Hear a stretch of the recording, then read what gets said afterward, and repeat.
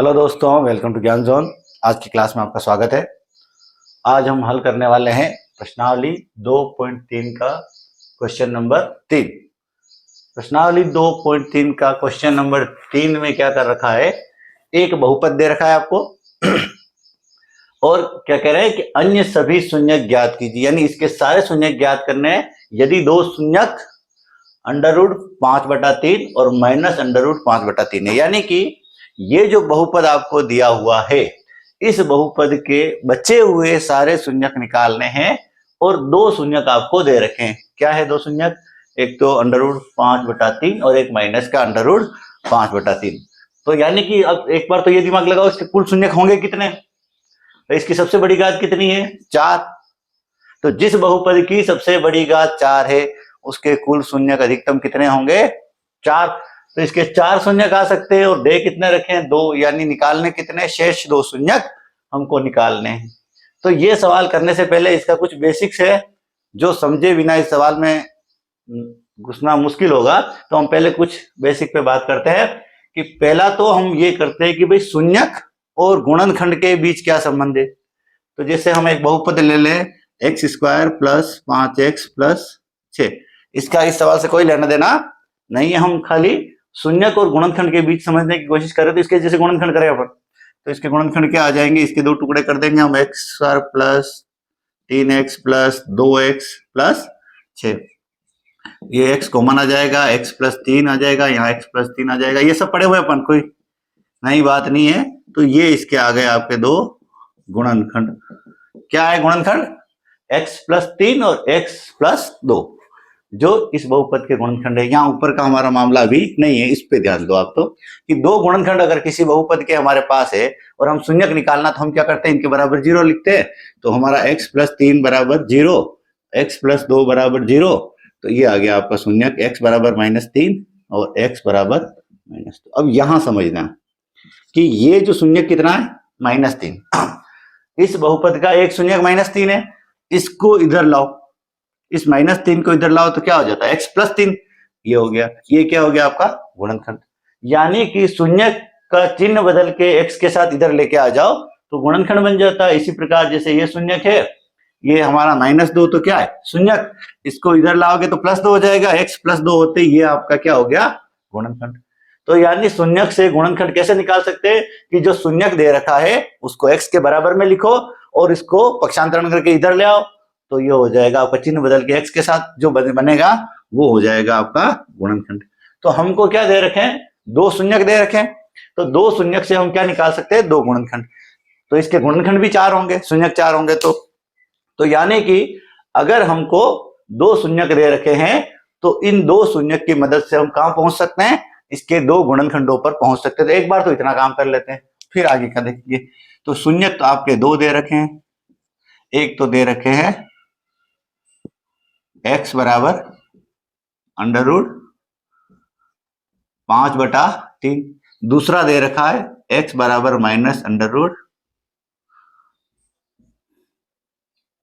-√5/3। तो इनको इधर ले आओ तो गुणनखंड क्या हो जाएंगे आपके? इसको इधर लाएंगे तो क्या हो जाएगा? x - √5/3। एक तो ये हो गया और दूसरा हो जाएगा आपका, इसको भी इधर ले आओ तो x + √5/3। ये आपके दो गुणनखंड। यानी हम यहां तक पहुंच गए हैं कि एक तो हम क्या कर सकते हैं कि गुणनखंड जो है उनसे शून्यक निकाल सकते हैं और शून्यक से गुणनखंड निकाल सकते हैं। अब देखो क्या करना है कि अगर इसके दो गुणनखंड हमारे पास आ गए, शून्यक से हमने गुणनखंड निकाले और बाकी के दो गुणनखंड और आ जाए, तो उन गुणनखंडों से वापस बाकी के दो शून्यक भी निकल जाएंगे। जैसे हमने शून्यक से गुणनखंड निकाले वैसे ही बाकी के गुणनखंडों से वापस शून्यक पे पहुंच जाएंगे। तो करना क्या है? हमारे पास दो गुणनखंड है और बाकी के दो गुणनखंड निकालने। तो ये कैसे कर सकते हैं? इसके लिए आप एक काम करो, एक संख्या लो, इसको समझ लो पहले कि जैसे 2 × 3 × 5 × 7, ये एक संख्या है। कितनी हो गई है? 210। ये 210 के कितने गुणनखंड है? 4। इसको अपन अंक गणित से समझेंगे ना तो थोड़ा आसानी से समझ में आ जाएगा। तो कोई संख्या है 210, उसके हमारे कितने गुणनखंड है? 4। एक बार और कर लो, 30, ठीक है, ठीक। तो 210 के 4 गुणनखंड है। वैसे ही इस बहुपद के भी कितने गुणनखंड है? 4। अब मैं आपको यूं कह दूं कि इसके 2 गुणनखंड तो आपको पता है, ठीक है, इसके 4 गुणनखंड है ये हमको पता है। 2 गुणनखंड हमको दे रखे हैं, मान लिया 5 और 7, और शेष 2 निकालो। कैसे ज्ञात करेंगे? 210 के कुल कितने गुणनखंड है? 4। हमको कितने पता है? 2। बाकी 2 निकालने। क्या करेंगे? पहला काम, हम इन दोनों गुणनखंडों का क्या कर देंगे? का गुणा करेंगे। कितना हो जाएगा? 7। 35। इस 35 का भाग दे देंगे यहां।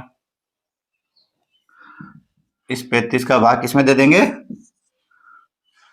210 में। कितना आएगा? 6। 210 आ गए और ये खत्म हो गया, तो बस शेष भाग कितना बचा? हाँ, जो शेष खंड, इसका जो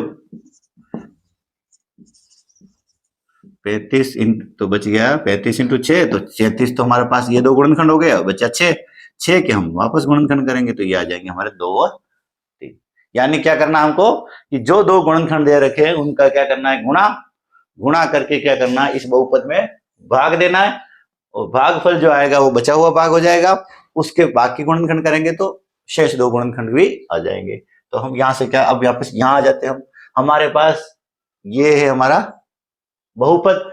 इस बहुपद के 2 गुणनखंड हमने निकाल लिए, और बाकी के 2 गुणनखंड निकालने तो शून्य के, लेकिन अभी क्या निकालने? गुणनखंड, क्योंकि गुणनखंडों से हम क्या निकाल लेंगे वापस? शून्य। तो 2 गुणनखंड पता है और 2 निकालने। तो इन दोनों पे क्या करेंगे? इन दोनों का गुणा करेंगे। इन दोनों का गुणा करके किस क्या करेंगे? इसमें हम भाग देंगे, और जो भागफल आएगा वो हमारा शेष भाग हो जाएगा। उसके हम वापस गुणनखंड कर देंगे, तो शेष 2 गुणनखंड आ जाएंगे, और उनके हम वापस शून्यक निकाल देंगे। तो शुरू करें अब। तो गुणनखंडों का गुणा कर दो।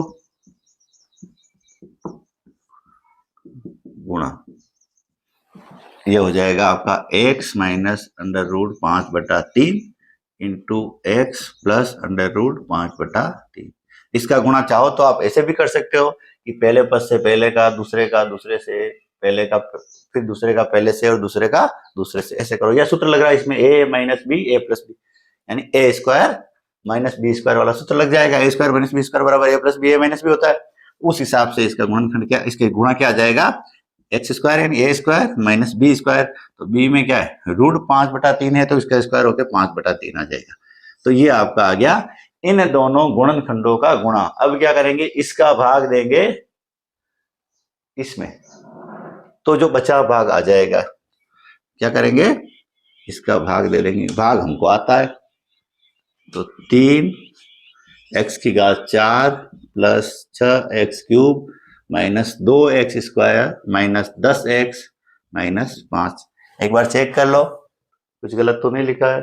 ठीक है, इसका भाग देते हैं हम। x स्क्वायर माइनस 5/3 का दे दो भाग। x स्क्वायर का इसमें भाग देंगे, पहले पद का भाग। पहले पद में जिसको भाग नहीं आते वो हमारा पहला वीडियो देख के भाग सीख ले। बिना भाग दिए ये सवाल नहीं हो सकता। तो यहाँ पहला पद क्या आ जाएगा? भागफल का 3x स्क्वायर, यानी इसका किससे गुणा करें कि ये आ जाए? तो इसका इस 3x स्क्वायर से गुणा करेंगे तो 3x की घात 4 आ जाएगा। कर दो गुणा। 3x स्क्वायर का गुणा x स्क्वायर से किया तो 3x की घात 4। इसका गुणा इससे करो तो प्लस माइनस तो माइनस हो जाएगा। 3 का गुणा इससे होगा तो 3 से 3 कट गए, 5x स्क्वायर आ जाएंगे। ये आ गया आपका 5। अब क्या करेंगे? प्लस है तो माइनस कर देंगे, इस माइनस को प्लस कर देंगे, तो ये तो आपका खत्म हो गया। प्लस का 3x की घात 4 और माइनस का 3x की घात 4। बाकी को नीचे लिख देंगे यूं का यूं। ये हो गया आपका 6x³ और ये प्लस के 5x स्क्वायर और माइनस के 2x स्क्वायर कितना हो गया? प्लस के 3x स्क्वायर माइनस के 10x और माइनस के 5। अब इसका भाग इसमें दे दो, कितना आएगा? 6x, यानी हमारे भागफल का जो दूसरा पद है वो हो गया हमारा 6x।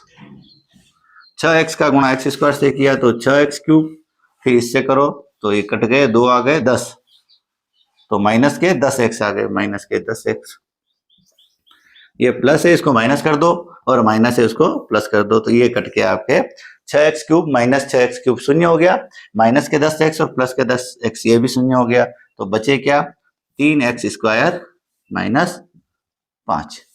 पुनः दोहराना है, क्या करना है, x² का भाग 3x² में लेना है, तो कितना आ जाएगा 3 आ जाएगा। तो ये आ गया अगला पद, 3 का भाग 3 का गुणा किया x² से तो 3x² और 3 का गुणा इससे किया तो प्लस माइनस माइनस, और ये 3 से 3 कट गए 5 आ गया, चिन्ह बदलेंगे, ये प्लस का माइनस और माइनस का प्लस, तो ये कट गया।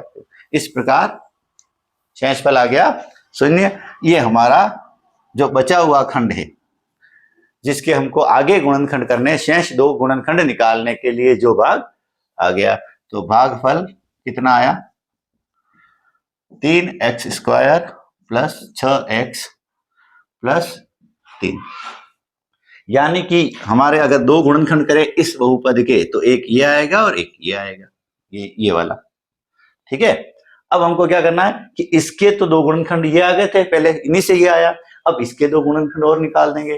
तो अब इसका क्या करना है, कैसे गुणनखंड करते हैं इसके, द्विघात समीकरण के गुणनखंड का तरीका वही है कि 2 संख्याएं ढूंढनी है और बीच के पद को तोड़ना है। तो ये 3 और 3 गुणा कितना होना चाहिए 9, और जोड़ कितनी होनी चाहिए 6, दोनों प्लस के ही है। तो 2 ऐसी संख्याएं ढूंढो जिनको जोड़े तो 6 आए और गुणा करें तो 3 आए। ऐसी संख्याएं कौन सी होगी 3 और 3, 3 और 3 को जोड़ेंगे तो 6 आ जाएगा और 3 और 3 का गुणा करते हैं तो 9 आ जाता है। तो इसका पहले पद को तो यूं का यूं लिख दो, plus 3x plus 3x plus 3, समझो इसको यूं का यूं लिख दिया, इस 3 को भी यूं का यूं लिखा और इसके 2 टुकड़े कर दिए हमने, 3x² का 3x², 3 के 3 और 6x के 2 टुकड़े हो गए 3x प्लस 3x। और ये 2 संख्या हमने कैसे निकाली, इसको समझने के लिए आपको द्विघात समीकरणों के गुणनखंड समझना पड़ेगा। और अब क्या करना है, इसमें से कॉमन लो, तो क्या कॉमन आएगा, इसमें से 3x कॉमन आ जाएगा, 3x कॉमन आएगा तो क्या बचेगा x प्लस 1, और यहाँ भी x प्लस 1 लाना है तो क्या करेंगे, कॉमन आ जाएगा आपका 3। अब दोनों में से क्या कॉमन आएगा, x प्लस 1 कॉमन आ जाएगा, x प्लस 1, और इधर बचेगा आपका 3x प्लस 3।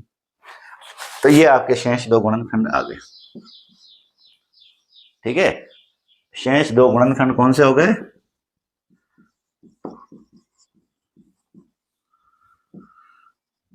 शेष 2 गुणनखंड हो गए, एक तो x प्लस 1 और 3x प्लस 3। तो 2 शून्य पहले थे, उनसे हमने 2 गुणनखंड प्राप्त किए, 2 गुणनखंडों का गुणा करके हमने बहुपद में भाग दिया, तो जो शेष आया भागफल आया, उस भागफल के टुकड़े करके बचे हुए 2 गुणनखंड निकाल लिए। अब इन 2 गुणनखंडों से क्या करेंगे, शेष 2 शून्यक भी निकाल देंगे, ठीक है। तो शेष 2 शून्यक निकालेंगे, इससे क्या करेंगे, शून्यक निकालने के लिए जो पद दे रखा है उसके बराबर 0 रख दो, तो x प्लस 1 बराबर 0 और 3x प्लस 3 बराबर भी 0, ये आ जाएगा आपका x बराबर -1 और ये 3 उधर जाएंगे, तो 3x बराबर -3, x बराबर -3/3, और ये भी आ गया x बराबर नहीं। तो जो 2 शेष शून्यक थे बचे हुए वो दोनों ही कितने आए -1। तो इस प्रकार आपके 2 शून्यक पहले दे रखे थे और 2 बचे हुए शून्यक हमने वापस निकाल लिए। अब क्या करेंगे, अब हम चारों शून्यक लिख देंगे, तो बहुपद के चारों शून्यक क्या हो गए, 2 तो पहले दे रखे थे, एक तो √5/3, दूसरा -√5/3, तीसरा हमारा आया -1 और चौथा भी आया -1। तो हमको क्या करना है था कि इस बहुपद के शेष सभी शून्य ज्ञात करने थे, तो 2 दे रखे थे, शेष 2 थे वो हमने ज्ञात किए, कितना है -1 और -1। तो ये सवाल अगर नहीं समझ में आए तो एक बार वापस रिपीट करके देख लेना। आज हम क्लास यहीं खत्म करते हैं, मिलते हैं अगले सवाल के साथ नेक्स्ट क्लास में। धन्यवाद।